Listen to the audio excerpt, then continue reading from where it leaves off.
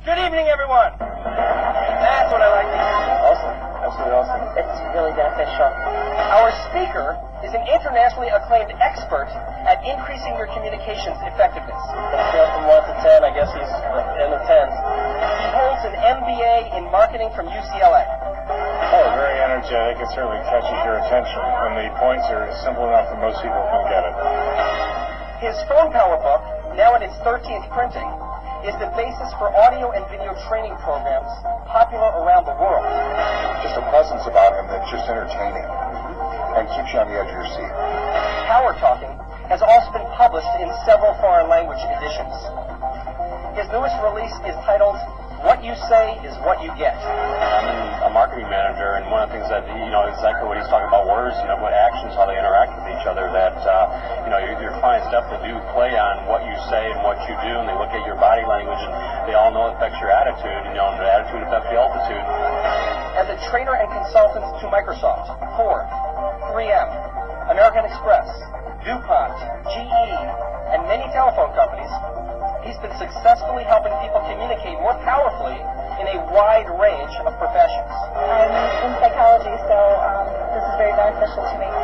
Since communicating more effectively on and off the phone is important to you, I know you're really going to enjoy this presentation this evening. On a scale of 1 to 10? 10 and a half. So please help me welcome Mr. George Walther.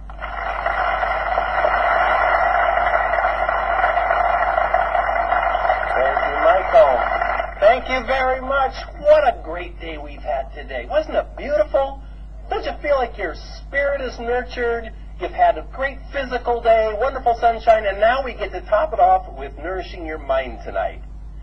And coming in, I had the opportunity to meet so many of you from such a range. We've got automobile designers, we've got realtors, financial services salespeople, mortgage brokers, Ford Financial is here, got a tremendous array. And the best news I can tell you is that regardless of your business, every single principle we touch on today is going to have direct application in your daily professional life and in your personal life. And this is not some academic, theoretical new idea that some professor cooked up. In fact, throughout the evening, I think there are going to be many occasions when you say, I've noticed that, or I know that, or I've done that, or I used to do that, and I'm going to start doing it again. So let's go right ahead and get started. Okay, I could have started that way. Or maybe I could have said the same thing a different way. Good evening. What a beautiful day it was today. What a darn shame that we have to all be inside for a seminar tonight. I know you'd really rather be out in the sunshine. I met a variety of people coming in, and we got so many different interests here, from automobile designers to realtors to financial services salespeople. You even got Ford Financial. Look, to tell you the truth, there's just no way I'm going to be able to personalize this for each individual business here. And I'm afraid I must tell you that what I'm going to be sharing with you, it's really nothing new. I think you know everything I'm going to be talking about anyway. So why don't we just go ahead and get started? Okay, could have said the same thing either way. Who here, had I opened with the second version, might at this point be trying to slide toward the exit door? So did you have a negative impression the second time around? Tell me your name, please. Amanda, what did you notice that gave you a negative feeling the second time around? Just the attitude. And although I said nothing about my attitude, isn't it true that you size up a person's attitude based on the way they sound? In fact, from an individual's tone of voice, you infer. I didn't say this is going to be a really boring night, and I don't want to be here either. But you may have picked that up from the way I sounded. Amanda, that's excellent. It's the correct answer, and it's a prize-winning answer. I have a copy of What You Say Is What You Get. You're right. And there's more than one right answer, because you size people up based not just on how they sound. What else shaped your opinion about the second version? You see, you offer a prize, the hands go. Yes. So interesting. You were evaluating my facial expressions, no doubt my posture as well. And in fact, don't we do it every time you meet a customer for the first time? And when they meet you for the first time? When you meet somebody new in the neighborhood? For those of us who are single, if you're out meeting somebody socially, you form impressions right away. It comes from the way you sound. It also comes non-verbally. It comes from facial expression, posture. Also, I want to tell you, as I came in here, I did not have in my head, okay, don't forget, slump down and change your facial expression. I didn't have to do that because I made sure that the words I used were negative. And when you use negative words, that shapes the way you think and the way you act. Because, of course, your body posture and the way you think are all tied in to the way you speak as well. So, good. Who said that? Great. I have an audio version of tonight's program for you. Yeah? Anybody notice anything I said that made you feel one way or the other in the two versions? Yes, what'd you notice? That you may not be able to do. In fact, you might notice that I said 3 facts. I said the same 3 facts. It's been a lovely day and we're inside tonight. I said there's a wide variety of interests here in the audience. And I said that this is not new information. It's not the facts. I said the same 3 facts. It's the way you state the facts that shape the impression. Yes, that was a prize-winning answer. And this red cord is just going to look great on your phone. I'll explain why later.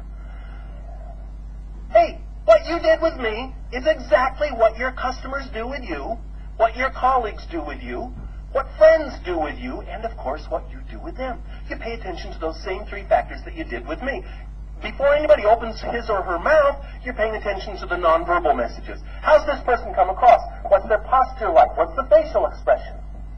But it doesn't stop there, because then they open their mouths, and then you listen for how they speak. And you infer what their attitude is based on the way you interpret their tone of voice. And you definitely do also pay attention to the specific words they say. And they may be positive, they may be negative. Again, it's not the fact, it's the words used to convey the fact. You just did it with me. Obviously, it's an artificial situation. Your speaker comes in, you think, okay, it's a beautiful evening. I'm going to be with this person. This is going to be a valuable experience or not.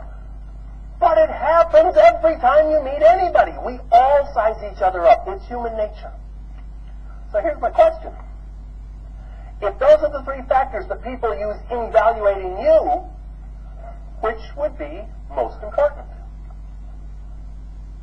How many people here believe in the power of positive thinking? Oh, unanimous. So you know that whether you're a realtor or selling financial services or aiming to increase collections from people who are behind on their car payments, whatever it is, you know that the path to success is that after this program, you go to your office tomorrow, and you go like, I'm thinking so positive. Of course, it would be absurd to sit in the corner and think positively. That's not what brings about change. It's a crucial component, but thinking positively ain't going to do it. How about this? Who would say actions speak louder than words? Every hand up. And yet, don't you see people who have perfect posture, they have a stride of authority, when they shake hands, the firmness is perfect, the eye contact is ideal, everything's just right, and you're thinking, what a dork. This is a hollow shell. This is just someone going through the motions. There's no true substance inside. I'm not here to say that thinking is the most important thing or that acting is the most important thing. And I'm also not here to say that the words you speak are the most important thing, because the reality is they all influence each other. What you think about influences how you act, influences how you speak influences how you think and how you act. They're all connected. So who does this really matter for?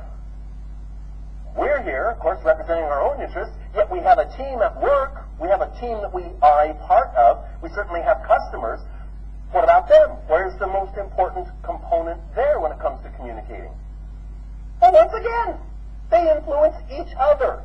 If you have customers who speak negatively to a colleague, and the colleague's in the back room saying, oh, these customers are a pain in the butt, and then that rubs off on you, no doubt it affects your attitude, which rubs off on the next customer. In fact, they're all connected. What's going on in your mind, what's going on in your mouth, what's going on in your body, all are connected. to a program like this. Many of you come to many of these programs, and you have either people who you work with or people you've met previously, and you come and you sit down with them. And if there's nobody in the room who you recognize, nobody you feel comfortable with, then you look for someone who seems friendly and approachable, and that's who you're sitting with now. I'd like you to stand up, please. And will you quickly pivot around, find somebody close by who you've never seen before, a complete stranger. I'd like you to form teams of 2 people, please. Teams of 2. Find the stranger.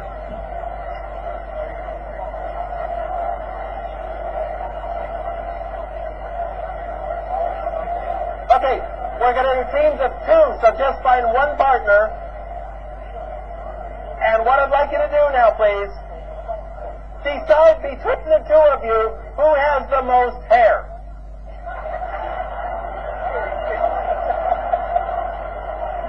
Okay? The one with the most hair. Listen carefully. Those of you with more hair, you get a speaking role in just a moment. Those of you with less hair, here's the job I have for you. When your partner starts talking to you in a minute, pay total attention to what your partner says. Don't interrupt, don't let your mind wander, don't contribute your thoughts, don't agree. Just remain silent, but totally stick with your partner. Listen to everything she or he says. That's for those of you with less hair. Those of you with more hair, when I say go, what I'd like you to do is tell your partner everything you can think of to say about your personal, all-time, absolute favorite dessert item. I want you to tell your partner, please, what's your favorite dessert? Why do you like it so much? What are the key ingredients? What did your grandmother used to put in it? Where was the best one you ever had? What's the texture, the flavor, the smell? Tell them everything about your favorite dessert. Those of you with less hair, silently listen. Okay, ready? Hairy people, go!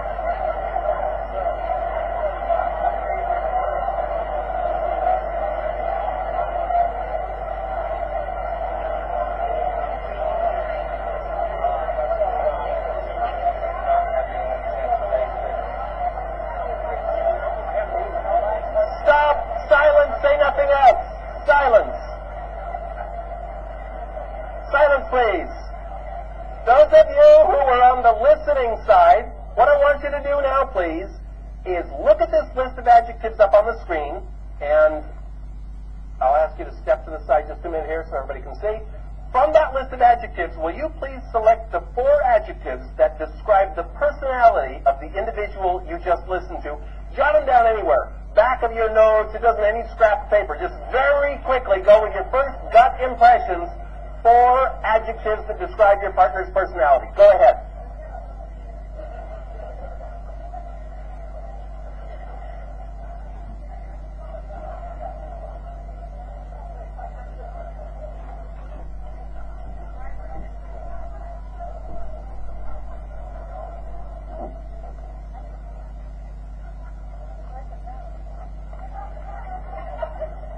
Okay, hey, if you're not done yet, you're doing it wrong. This is not psychoanalysis, just your first quick instinct. No 7-year deal here. Okay, now, will you take your seat, please, or kneel down, stay close to your partner, because what I want you to do now is tell your partner exactly why you picked each of those words. I want you to tell them not just what the words were, but what caused you to say those words? Hold it, we better do this by example. Let me do this by example. Let's see, what is your name, please? Mark, you're our first volunteer. Please stand up. And your partner is who? Sue. Did you know Sue before? No. Okay, great. Now, may we assume that you were the listener here, Mark? Okay, sorry, I just want to be sure.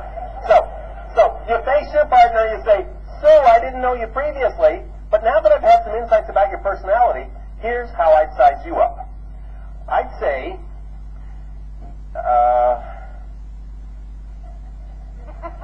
okay, we'll use a hypothetical example here. No, you wrote down good things about Sue, you put down friendly. What made you choose friendly? Why, of all those words, did you pick that one? She had a nice smile. She looked outgoing. So, as you did with me, you took into account the nonverbal. I see that you also have confident. What made you think she was confident? Because she knew exactly what she liked. So partly it's You know, it's timing. You come right out with it. There are many factors that go into your assessing what someone is like, and this is exactly what I'd like you to do right now, is tell your partner, for each of the 4 words you chose, what made you pick it? Was it word choice? Was it enunciation? Was it their pace of speaking? Was it their volume, the strength of their... What is it that made you think they were like that? Go ahead now, please. Thank you. Thank you. Okay, good. Come on back. By the way, this would be a great time to thank your partner, because I've only listed positive adjectives. I learned from prior experience. They got out of hand. Okay, let me find out. For the half of you who had the assignment of analyzing your partner, how many of you were successful at selecting 4 words from the list that described their personality? Okay, I see half the hands. Half of you had the assignment, half of you were able to do it. Now, I rushed you. If instead of rushing you, I had said, let's take a few minutes now and have you write an essay about your partner. Who here could have, you know, those 4 words, don't feel limited to this list. Just go ahead and write what you feel about the other person. Who could have written more than 4 words? Who could have written 4 sentences to describe your partner? Who could have written 4 paragraphs to describe? 4 chapters? Hey, how long did you have to get to know this person? How much? Couple minutes? 30 seconds? No. When I said stop, that was 13 seconds. In other words, and look, were we not videotaping with the need for lights? I could have brought this house completely black. You would have done exactly the same thing, as if you were on a phone call. If you don't have any visual stimulation at all, if you don't see what they're wearing or what their posture is, you still size them up. Because in less than a quarter of a minute, 3 things happened. First, you either projected or you perceived a very clear impression of the other individual. You listened to the words they picked, how they enunciated them, the order in which they said them. You analyzed them in very rapid succession. 2, you didn't do this by ESP. You weren't going, let's see, I'm getting vibes that you're friendly. No, it wasn't ESP. You had specific things you paid attention to. It was their word choice, the tone of voice, their pace of speaking. 3, 1, you project quickly. 2, you do it because of specific identifiable variables. 3, you controlled it. You controlled it. If I had negative words up there, and you didn't like the way you were being analyzed by others, and you said, well, I don't want people thinking of me like that. Why are they doing that? Because you're putting that out. If you hired me to work in your company and you said, you know, George, we really want people to arrive here and feel great about doing business with us, so you're going to be working in the reception area. We want you to put people in a positive mood and let them know we're a really professional organization. And we come to a 60-day review, and you've noticed that customers don't seem to be very positive. You say, George, what's the deal? Your job is to make them feel positive, and it's not happening. What's going on? I don't know. I greet them all when they come in. Well, what do you do? Well, of course, first I shake hands. And you'd say, you don't shake hands like that. Well, this is just the way I always have. And you don't have that wimpy, whiny voice, George. Well, what do you mean this is just the way I sound? And you don't slump down that way, do you? Well, what do you mean this is just me? I think you'd probably say, you could do very well at our competitor. You'd say, for goodness sakes, get a grip. You're responsible. What do you mean this is always the way you've stood? Change it. Take control. Ladies and gentlemen, here's what we're here to do this evening. The image that you project to others comes very largely from the way you speak to them. It is totally within your control. Our aim tonight is to make sure that the image you project to others, both professionally and personally, is just the way you want it to be, that you get high levels of cooperation from others, and that you use the language that comes out of your mouth every day to be a positive influence on yourself. Now, I'd like you to open your note-taking guide, and right at the top of the inside cover, our foundation for the program this evening is simply this. Every phrase you use, everything you say, everything you write in an email has an impact on others. Everything you say to a potential customer shapes their impression of you and the company you represent. Everything you say to somebody in a social setting influences how they will view you. Every phrase you use first shapes your image. Just as you did with me when I walked on to begin the program tonight. You're saying, what's the guy look like? How's he move? What's he sound like? We do it with each other constantly. I'll always remember sitting in a job interview at a major cellular telephone company based in Seattle. And for this particular interview, the company was in the boardroom and had the two finalist candidates for their top customer service position. These two individuals, neither came from a cellular phone background, and both, they decided to give a level playing field. Both had the identical questions to answer, and the questions had been sent by courier to arrive at the same time, so one wouldn't have an advantage, because one was a hometown guy, one lived in Phoenix. So they both got these questions, and the day that I was there was the final interview day, and the first candidate came in happened to be the guy from Seattle. He came into the room, he had good posture, he looked good, he was well dressed, he shook hands all around, had good eye contact, everything very positive. And he began by saying, well, first of all, thank you very much. You sent me these questions in advance. Unfortunately, I just got them 2 days ago, so I've looked them over, but I haven't had a chance to really study them thoroughly. I'll do my best for you, though. Also, I want to let you know, I know this is a technical field, and I do not have any technical background. I have been working in financial services in the customer service arena, but I'm a very quick study, and I'm sure I can catch on quickly. And then he proceeded to give very good answers to the questions. The questions were things like, you have a customer service rep who has been chronically late and coming in for the third time in a row late, and you bring this individual into your room. What do you say? He did great. Second candidate came in. Her name was Glenna. She's the one from Phoenix. She came in, looked good, shook hands, good eye contact, excellent level playing field. She began by saying, first of all, thank you very much for sending me these questions. I got them 2 days ago, and that's given me ample opportunity to really focus on what I'd like to get across to you. Also, I want to acknowledge something you're doing that's very unusual in this field, because in the cellular business and in the computer hardware business, very high tech, and typically the same companies hire people from their competitors, and the same ideas end up getting circulated from company to company. Obviously, you want to bring in fresh, new, outside ideas, and I'm so glad to be included because I do not have that technical background. I've been working with Federal Express for the last several years, and I've learned a thing or two about customer service I'll be eager to bring into this industry. And she answered the questions as well as he did. Who got the job? Not because of the facts. The facts were the same. She got it 2 days in advance, and she wasn't from a technical background. From the way she positioned those facts. Your image, whether it's in a job interview or in a selling scenario or in a social meeting, is shaped by the words you choose. And everything you say also determines how much cooperation you're going to get from other people. Think about who's somebody up here in front here who's at their first production here, first time you've been at one of these meetings. You are? Oh, great. Would you stand up, please? What is your name? John. John, how many of you know John? Oh, John. John, almost nobody knows you here. What's your name? My name is John. Full name? Van Camp. John Van Camp. Where do you work? I'm unemployed. Unemployed, great. Okay, and what is your direction? Where are you heading? Professionally? Professionally is to do the best I can with the previous experience that I've got wherever I go. I'd like you to meet John Van Camp.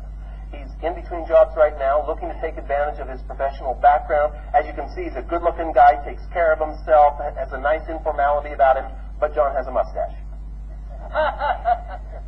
Oh, hold it. Let's try that again. I'd like you to meet John Van Camp.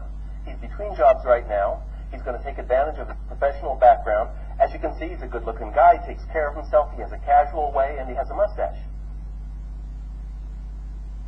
Any difference? One word, 3 letters can make all the difference. If your supervisor brings you in for a performance review and says, well, this is your 1-year anniversary and you've had a very good year, but, uh-oh, I'm in trouble. Thank you, John. Excellent mustache, too. Very good.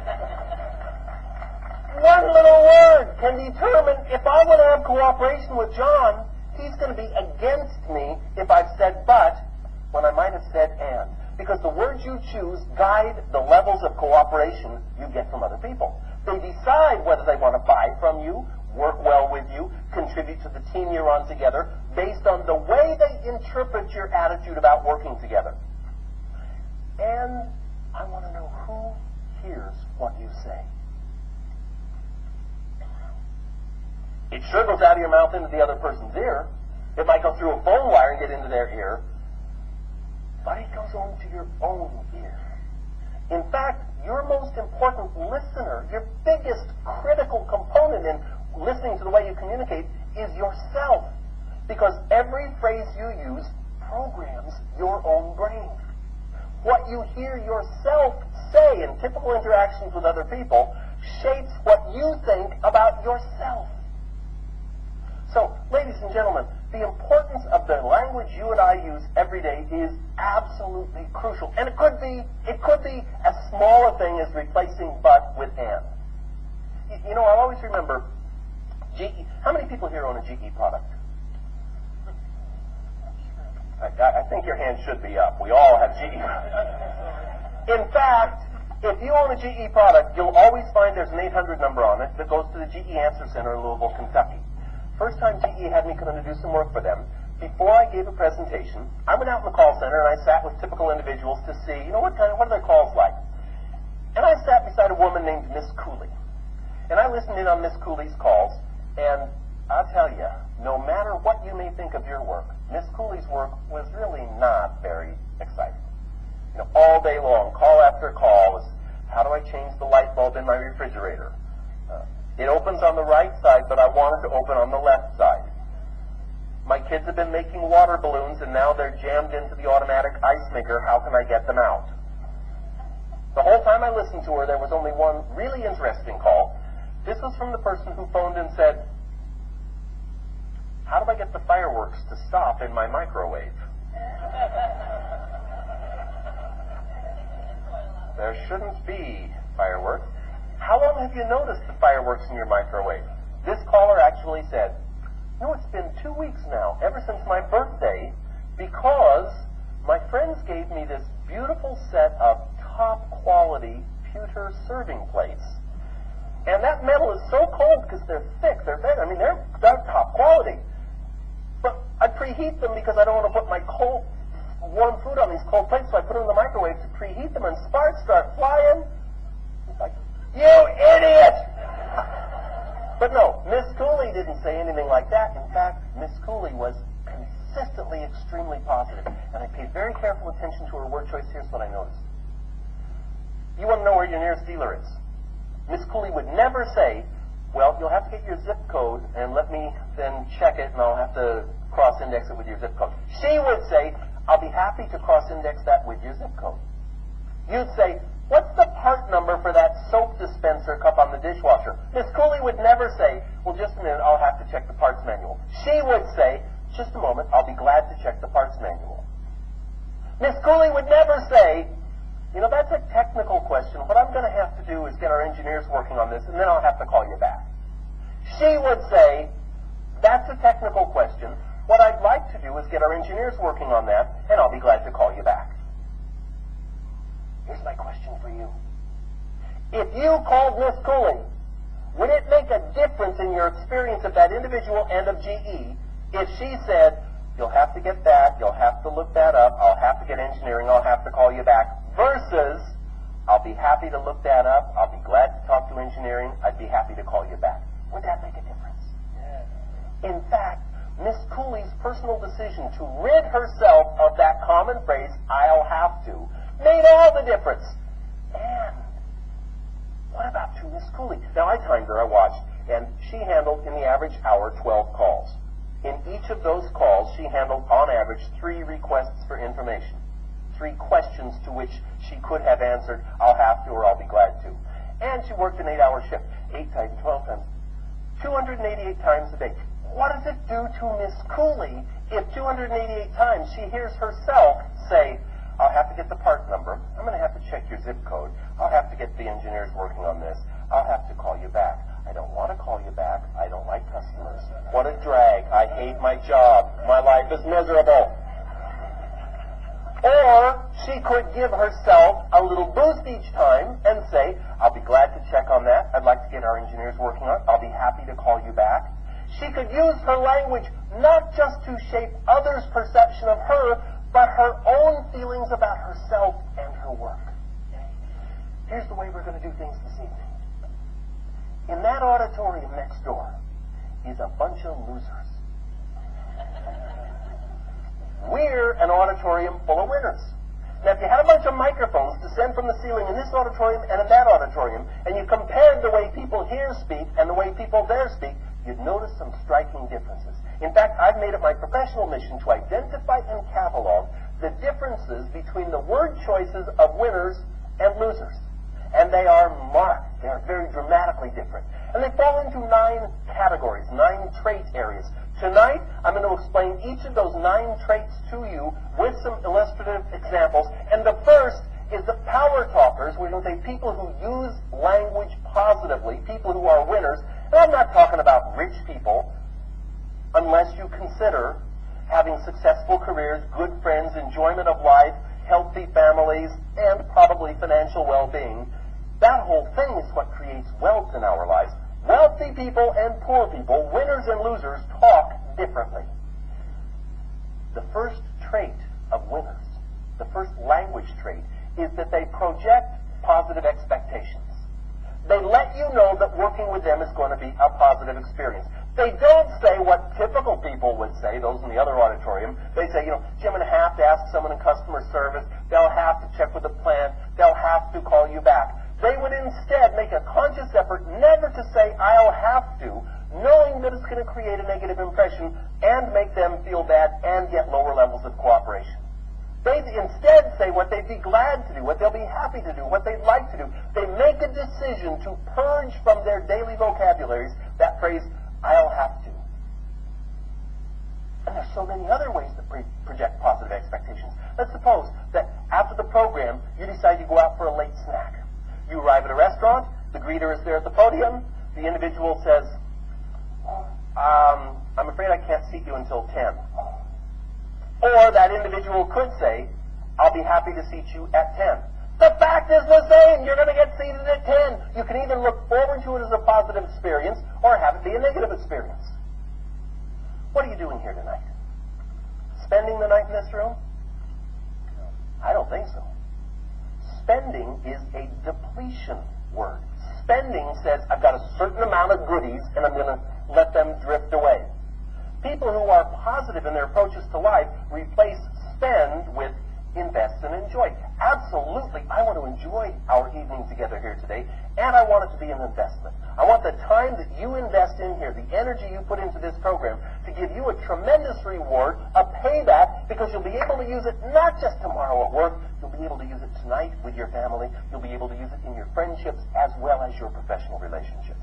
Power talkers are people who project positive expectations. They say what they can do, not what they can't. They talk about how they want to enjoy and invest their time, not spend their time. They talk about what they'll be glad to do, not what they'll have to do.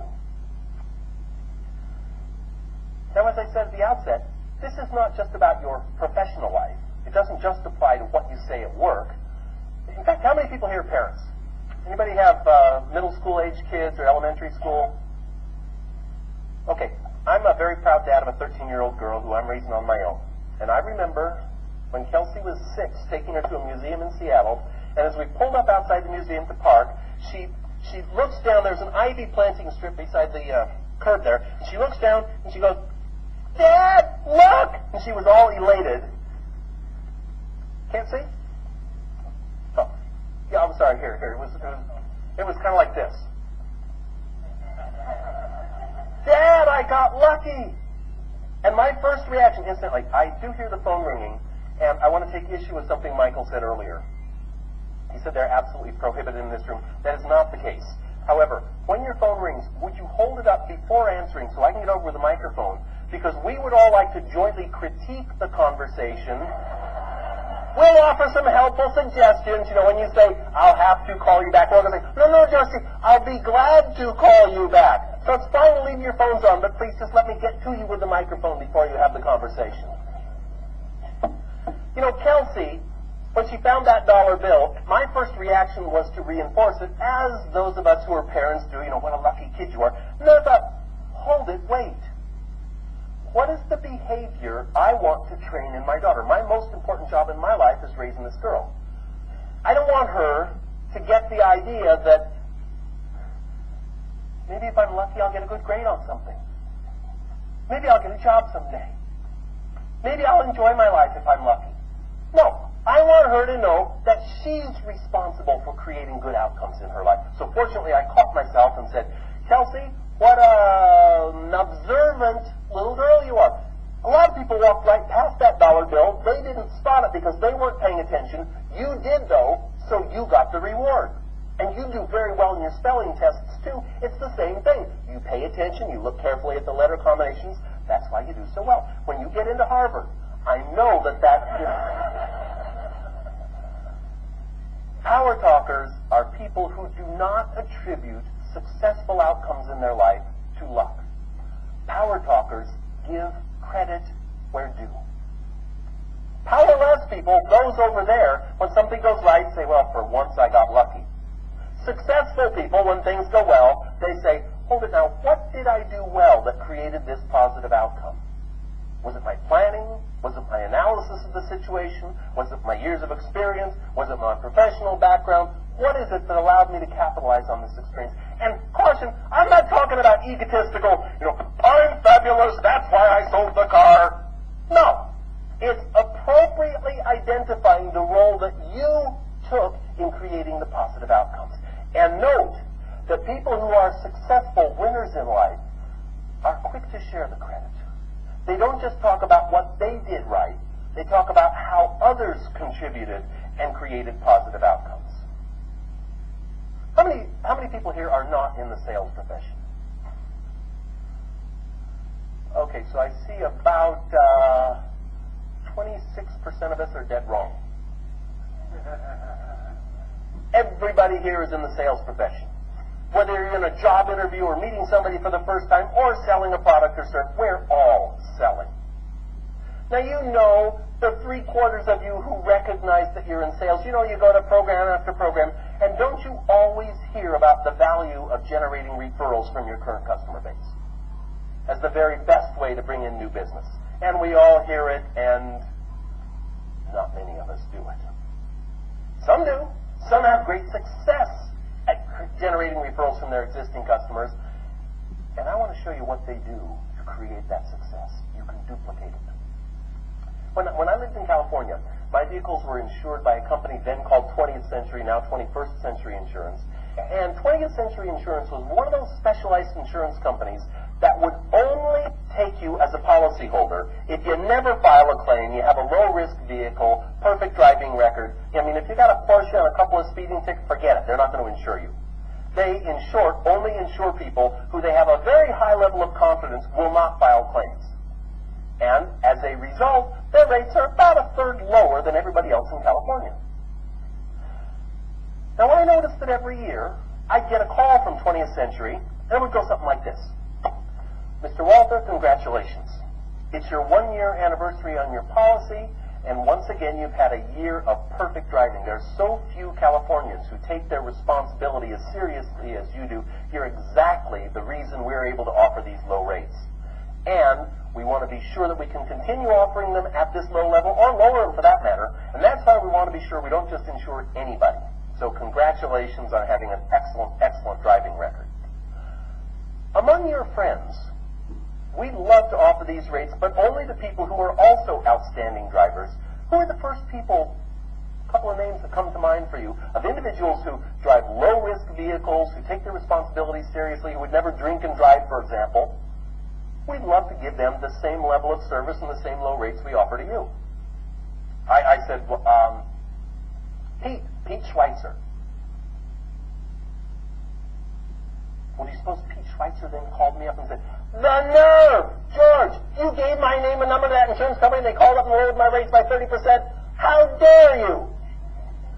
Of course not. He was thrilled. I was delighted to be their customer. I was happy to spread the savings to my friend. It created a positive outcome for him and also for the insurance company.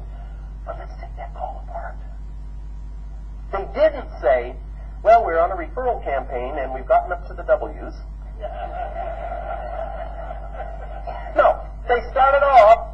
giving credit where due. That is, they identified the first step to gathering referrals is to give credit where due. They identified what was it that made me a good customer.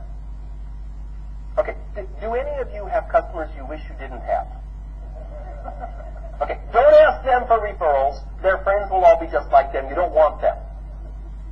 But let's suppose you decided for once and for all that you really would go capture referrals. Let's say you just decided to identify your top 10% of your customers. Maybe it's the people who always pay on time, who are a pleasure to deal with, who trust your advice and judgment, who make good decisions, the people who value your relationship. If you identified the profile of what makes for your top tier of your very best customers, wouldn't it make sense to call them and say, you are among my very best customers. What I notice and appreciate about you is that you're always punctual with your payments, you're a pleasure to deal with, you're always friendly, you return my calls, you give me ideas that help us grow. You're exactly the kind of customer we would love to have more of. Start by offering credit where due. Second step, as with 20th century, be specific about who you're after in terms of referrals. Not, gee, can you think of anybody who would be a possible customer for us? No. What they did with me is say, among your friends, who are the first couple of people who come to mind when you think of very safe drivers who would never drink and drive, who take their responsibilities seriously? In other words, it's kind of a fill-in-the-blanks approach. You tell your current customers what you love about them and what you wish you had more of in others, and let them fill in the blanks. And the third step, and this is an important one, is to make sure that as you ask for these referrals, you provide some appreciation or incentive for doing so. In my case, they explained that my rates would stay low if they could make certain that they insured other policyholders like me who are low risk, who are probably never going to file a claim. Point out why it is in your customers' best interest to have them supply you with referrals so you can continue to grow your business with customers like them.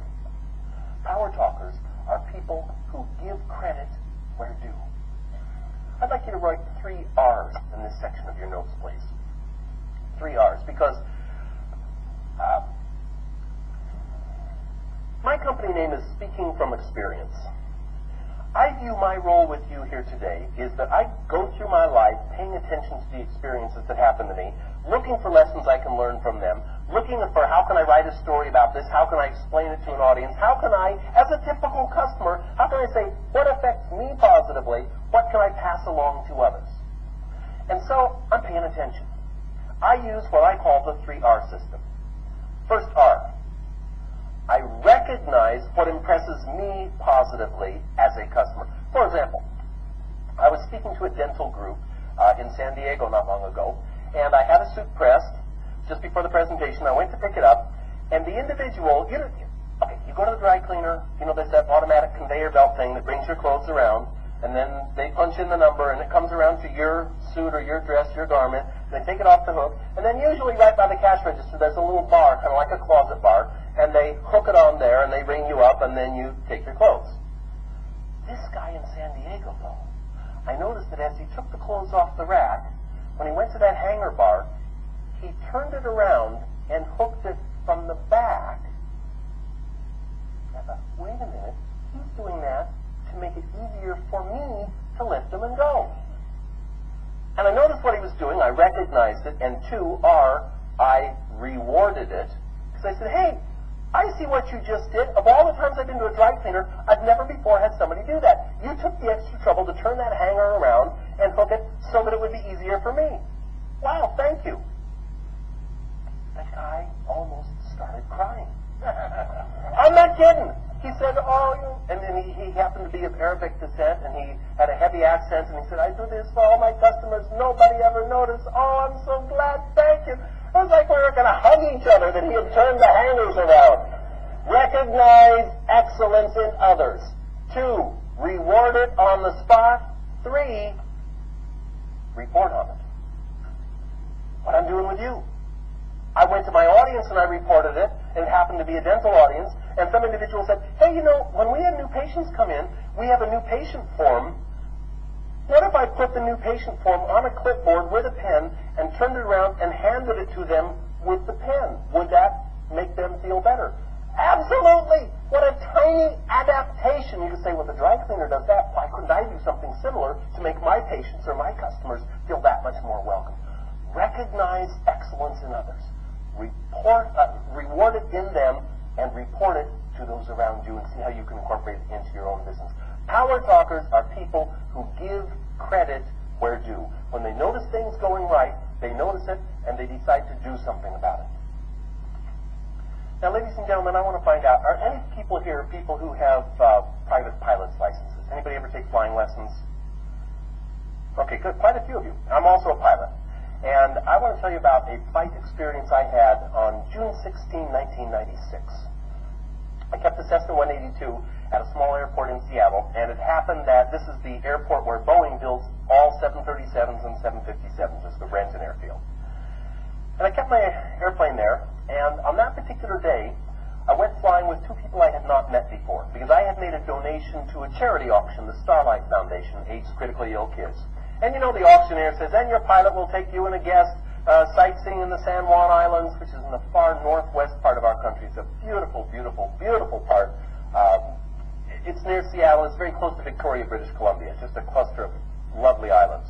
And so that particular day, I went to the airport, I walked across the tarmac, and walking toward me was a guy, mid-50s, gray mustache, gray hair, a real twinkle in his eye. He was obviously excited about going flying. His name was Pete Buck, and I welcomed Pete aboard. Pete was an attorney in Seattle, and he had been the winning bidder. In fact, a very persistent bidder, because no matter what anybody else bid, Pete always outbid them. He wanted that flight. With him was his fiancée, Jean. Jean was a dentist, and Jean looked about the way you look if you're walking into her office for a root canal. You could see she did not like this whole idea of going in a small plane. So I welcomed them. I got them seated in their side of the plane. I came around, walked around the prop, got in. The pilot's always sitting here, and I thought, well, Jean looks a little nervous, so I'll lighten things up. Now, as a pilot, you always give a safety briefing to your passengers, whether you're commercial or private. And I said, now, Jean, if at any point I should slump forward and stop breathing, don't worry, Pete can just press this red button and say, help, the pilot's dead! And someone will talk you down. Pete will land the plane. It'll be okay. Now, and Pete, should we land prematurely, you'll want to raise this lever so you can pop that door open and get out of the plane. But it was a perfectly beautiful day. We took off from Renton, and Jean thought that we were going to go sightseeing.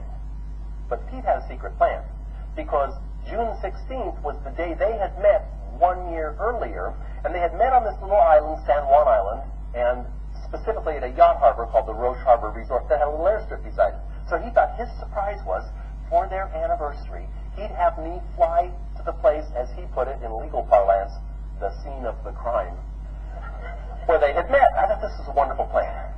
So we took off, perfect flying conditions, reached cruising altitude. I flicked on the automatic pilot. We're flying along, and it was spectacular. Jean, if you look over your right shoulder there, that's Mount Rainier behind you, over 14,000 feet. Pete, look, up ahead there, that's Mount Baker.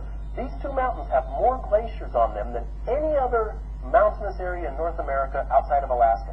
It was fantastic, sparkling, beautiful weather. As we approached Roche Harbor, I went through my pre-landing checklist, fuel mixture 10%, flaps 10%, checked everything, all's well, flicked off my autopilot, and I heard a voice. Don't land there. Who's that? What's that? And I looked, Pete and Jean didn't seem to have heard this voice. I thought, well, that's kind of creepy. And I checked my gauges, everything was just fine. I felt fine. I'm not the kind of guy who, my life is not ruled by voices. And so I did what you pilots know. I made my turn to left base and then my turn to final, the last thing before landing. And as I made my turn to final, I heard again, don't land there. I thought, I've never had that happen before. That's weird. I thought, well, maybe I should change and go to another airstrip. But how would I explain that? Pete, don't worry, I feel fine. As you can see, the instruments are all in the green. The weather's perfect. Everything's okay. I want to let you know I'm hearing voices. You don't like your pilot from the cockpit say, ladies and gentlemen, we're approaching Detroit Airport. I'm hearing voices in the cockpit. I think we'll go to Minneapolis. So I decided to continue the landing, and we were on short final, which is just before you actually touch down, before the threshold of the runway. In fact, the beginning of the runway was about as far as from here to the back of the auditorium. And at that moment, we encountered a phenomenon that the pilots in the room know about, and which you encounter yourself without knowing about it, and that's called wind shear. Wind shear is a vertical wind. You can't see it, you can't do anything about it. And in fact, you encounter wind shear all the time as you're flying, because you're going along at 33,000 feet and suddenly your coffee jiggles a little bit. Well, that's wind shear. The plane may be bumped down 50 feet. You're at 33,000 feet, no big deal. But we were at 33 feet. And when you go down 50 feet from 33 feet, it's a big deal. And suddenly, it's like an elevator, the cable is cut or something. Suddenly, the plane's on the ground, and while you're flying, you're steering with the yoke. But when you're on the ground, the yoke does nothing. You steer with your feet. And I'm struggling with the foot pedal to keep the plane going straight because I can see the end of the runway there. We're going to make it. If I can just keep it going straight, and we're bouncing all over the little bumps, there's grass sticking up, and I can tell you, the weirdest thing in emergency situations, I had these three predominant thoughts in my mind. For some reason, I was thinking first, I was like, oh, fine, I'm going to get grass stains all over my plane now. And then, of course, I also thought, why didn't I listen to that voice? And third, I thought, and why did the winning bidder have to be a lawyer? I do not want an attorney on my plane when I'm crashing. Still, I was able to keep the plane straight. We were bumping along, just heading right for it. We were just going to... And then I saw the ditch. And the landing gear, the nose gear, dropped down into the ditch, sheared off the bottom of the plane. If you have no landing gear, you're not in control. We slid down the runway on the belly of the plane. That particular model, the Cessna 182, has its carburetor on the bottom side of the block, so that was the first thing to be sheared off. So now my 55 gallons of fuel spilled out on the runway. Sparks are flying. Well, you know what happened next. Plane came to a halt. Cockpit filled with smoke. Fortunately, Pete had listened carefully to his instructions. He opened the door and got out with Gene. We ran from the plane and stood back and watched. And when the sheriff arrived and pulled his Instamatic out of the car, that was my Cessna 182. That's all that was left of it. Total loss. Insurance company paid for it. I'm very happy to tell you, not a scratch. We didn't have a singed hair. Perfect survival. Nothing bad. But man, did I learn some lessons that day. For one, you better believe I listened to that voice. The book I'm working on now is Gut Level Leadership, and it helps males primarily. Women, you know this already. Us dumb guys think, it has to be logically verifiable to be true. No, it does not have to be logically understandable at all to be true. People who make the best decisions in business and in life are people who check with their gut. What is my gut telling me to do? I learned that lesson. I certainly learned the lesson about the big picture, like don't think about grass stains, control the plane. And I also learned something about judging others. Because I was so worried about Pete Buck, thinking, oh gosh, now we've survived the crash, but now I can just see the lawsuits. What's going emotional damage, failed marriage, dry cleaning for his pants. I know it's not going to be misrepresentation because the auctioneer did say